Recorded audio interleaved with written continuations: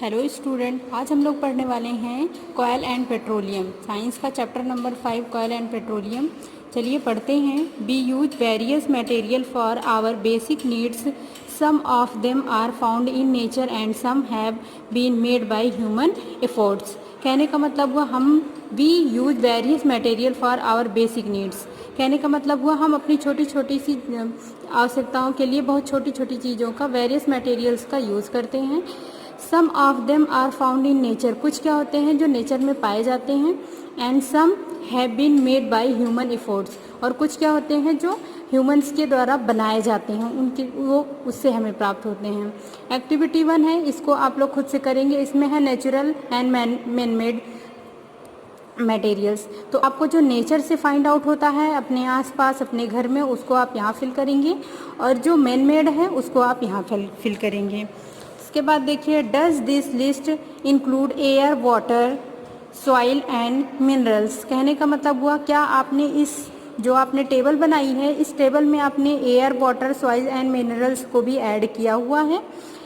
Since all these are obtained from nature, they are called natural resources. कहने का मतलब हुआ ये जो चीज़ें हैं, कहने का मतलब ये हुआ air, water, soil and materials, these are obtained from nature, so they are called natural fibres. अगर आपसे पूछा जाए natural resource, what is natural resources, तो आप यही लिखेंगे air, water, soil and minerals, these are obtained from nature, so they are called natural resources.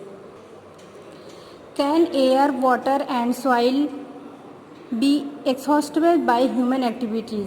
कहने का मतलब हुआ कि क्या एयर, वाटर और सॉइल जो है वो ह्यूमंस के द्वारा एग्जिस्टेबल, मतलब एक्सहॉस्टेबल का मतलब होता है समाप्त किया जा सकता है। अगर है तो इसका आंसर आप लिखिएगा। You have already studied about water in class 7। आपने वाटर के बारे में अच्छे से पढ़ा था कि वाटर क्या है, वो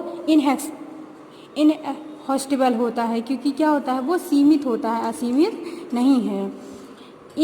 इस वाटर इज लिमिटेड रिसोर्सेज। कहने का मतलब हुआ वाटर क्या है, वो लिमिटेड रिसोर्सेज है। In the light of availability of various resources in nature. कहने का मतलब हुआ इस सब से हमें पता चलता है कि जो नेचुरल रिसोर्सेज हैं वो क्या हैं, अवेलेबिलिटी, उनकी अवेलेबिलिटी जो है वो बहुत ही सीमित मात्रा में है। Can be broadly classify into 2 kinds, और इनको हमने ब्रॉडली मतलब विस्तृत रूप में 2 भागों में बांटा हुआ है, 2 काइंड्स में इसको डिवाइड किया हुआ है। पहला है इनहॉस्टेबल नेचुरल रिसोर्सेज और एक्सहॉस्टेबल नेचुरल रिसोर्सेज। फर्स्टली है these resources are represent in unlimited quantity in nature and are not likely to inexhaustible by humans activities. Examples are sunlight and air. कहने का मतलब हुआ these resources, ये resources क्या होते हैं, represent in unlimited quantity in nature। कहने का मतलब हुआ ये प्रकृति में क्या होते हैं, अनलिमिटेड पाए जाते हैं, ना are not likely to exhaustible by human, और ये ह्यूमन्स के द्वारा समाप्त नहीं किए जा सकते हैं। जैसे कि एयर हो गया, सनलाइट हो गया, इसको चाहे जितना आप यूज़ करिए ये कभी भी समाप्त नहीं होगा, इसलिए इसको क्या बोलेंगे, इनहॉस्टेबल नेचुरल रिसोर्सेज।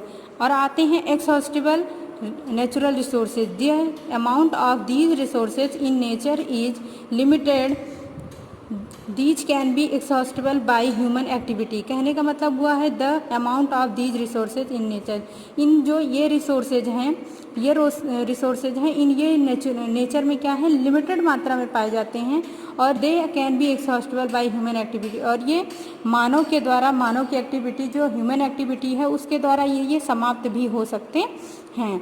जैसे examples of these resources are forest, wild life, minerals, coal, petroleum, natural gas etcetera.